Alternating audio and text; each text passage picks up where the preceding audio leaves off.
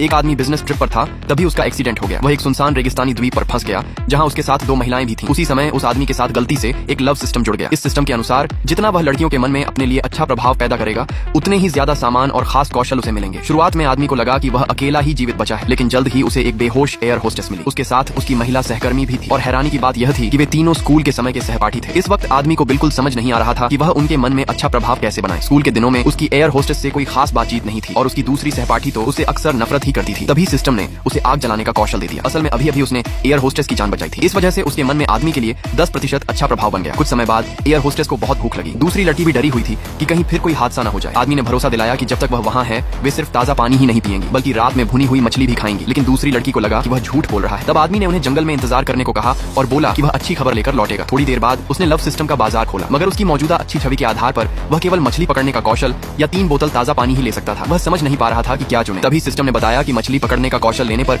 उसे एक्स-रे दृष्टि भी मिलेगी। ये सुनते ही उसने तुरंत वही कौशल चुन लिया। अगले ही पल उसके हाथ में एक भाला आ गया। उसकी आंखों में एक चमक सी हुई। जब उसने दोबारा समुद्र की ओर देखा तो उसे पानी के अंदर तैरती हर मछली साफ दिखाई देने लगी। इसी वजह से उसने सटीक निशाना लगाकर ढेर सारी मछलियां पकड़ लीं।